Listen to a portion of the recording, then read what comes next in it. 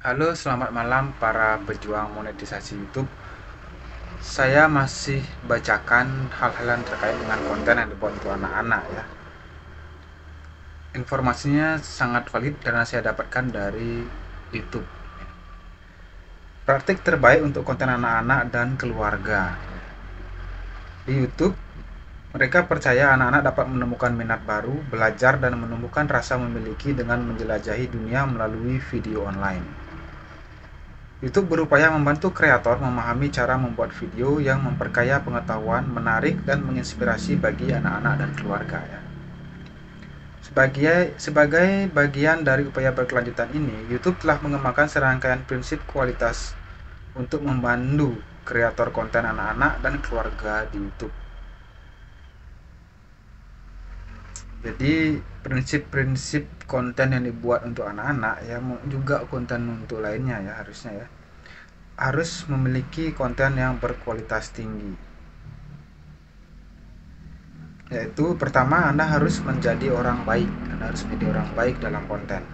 Konten ini menunjukkan atau mendorong rasa hormat, perilaku yang baik, dan kebiasaan yang sehat. Contohnya mencakup konten tentang berbagi atau menjadi teman yang baik. Video mungkin juga membahas tentang menggosok gigi atau mendorong anak-anak untuk makan sayuran. Itu konten yang bagus untuk anak ya, yang dianggap berkualitas tinggi. Kemudian berikutnya, pembelajaran dan rasa ingin tahu yang menginspirasi. Konten ini mempromosikan pemikiran kritis, diskusi ide-ide yang berkaitan, dan eksplorasi dunia. Konten harus sesuai usia dan dirancang untuk penonton usia muda. Konten juga dapat mencakup pembelajaran tradisional dan non-tradisional, misalnya akademis, pembelajaran informal, eksplorasi berbasis minat, dan tutorial. Yang berikutnya adalah kreativitas, permainan, dan asah imajinasi. Ini juga dianggap konten berkualitas tinggi. Konten ini menggugah pemikiran atau imajinatif. Konten ini juga dapat mendorong anak untuk membuat, menciptakan, dan berinteraksi dengan sesuatu melalui cara yang baru dan bermakna. Contohnya mencakup menciptakan dunia imajinasi, bercerita, trik sepak bola, menyanyi bersama, dan aktivitas kreatif seperti seni dan kerajinan. Yang berikutnya adalah interaksi dengan permasalahan dunia nyata. Konten ini mencakup pelajaran hidup dan karakter yang kuat atau mendorong pembentukan keterampilan sosial emosional, pemecahan masalah, dan pemikiran mandiri. Konten ini biasanya disertai narasi yang lengkap seperti pengembangan karakter, plot, penyelesaian, dan hikmah atau pelajaran yang jelas. Keberagaman, kesetaraan, dan inklusi.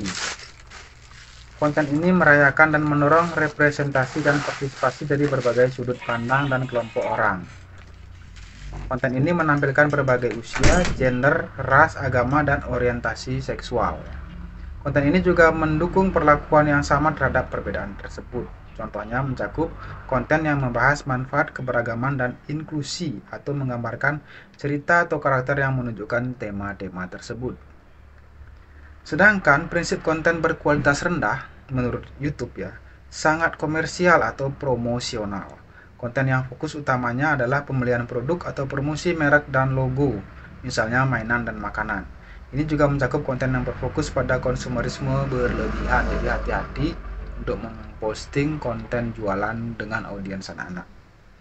Kemudian yang dianggap rendah kualitasnya itu adalah mendorong perilaku atau sikap negatif. Konten yang mendorong aktivitas berbahaya, pemborosan, penindasan, ketidakjujuran, atau kurang menghargai orang lain ya. Misalnya konten ini dapat mencakup prank yang berbahaya atau tidak aman, kebiasaan makan yang tidak sehat.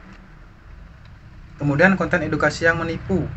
Konten yang judul atau thumbnailnya mengklaim memiliki nilai edukasi, tetapi sebenarnya tidak mengandung panduan atau penjelasan atau tidak relevan untuk anak-anak.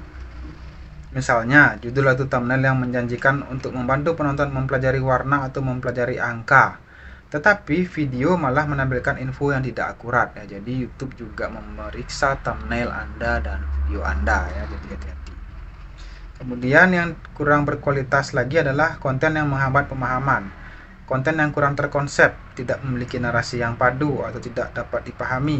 Misalnya berisi audio yang tidak terdengar ya. Jadi audio sangat penting ya. Jenis video ini sering dihasilkan dari produksi massal atau pembuatan otomatis. Kemudian berikutnya adalah sensasional atau menyesatkan, yaitu konten yang tidak benar, berlebihan, aneh, atau berdasarkan opini, dan dapat membingungkan audiens usia muda. Konten ini juga dapat mencakup konten dengan penjejalan kata kunci atau praktik penggunaan kata kunci populer yang menarik bagi anak-anak dengan cara yang repetitif, diubah, atau berlebihan.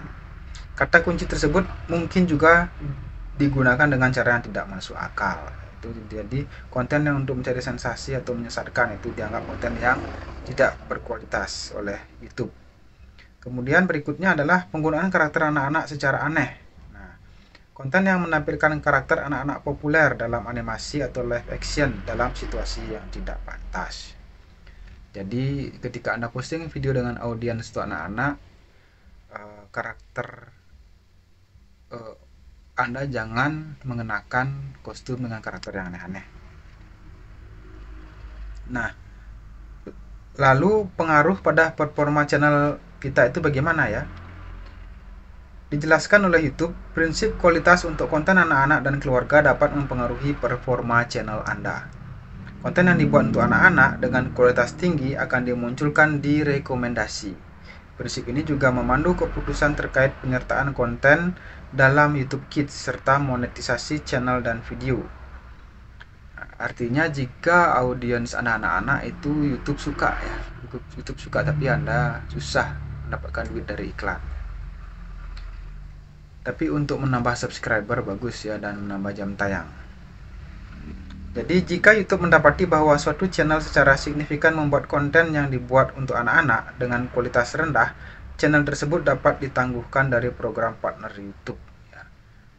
Berarti walaupun audiens anak-anak masih ada peluang untuk menjadi program partner YouTube.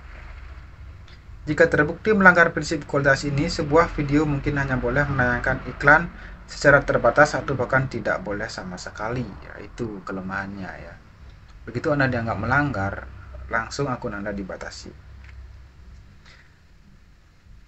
YouTube berharap Anda bersedia membantu menciptakan konten yang memperkaya pengetahuan dan inspiratif bagi anak-anak dan keluarga di YouTube. Jadi prinsip kualitas untuk video dan YouTube Short. Perlu diingat bahwa prinsip kualitas untuk konten anak-anak dan keluarga ini berlaku untuk video panjang dan YouTube Short, ya berlaku untuk keduanya. Untuk mempelajari lebih lanjut praktik terbaik tentang cara membuat YouTube Short yang dibuat untuk anak-anak ada panduannya. Kemudian semuanya praktik terbaik untuk konten anak-anak dan keluarga juga ada panduannya. Nanti saya akan bacakan di video berikutnya ya.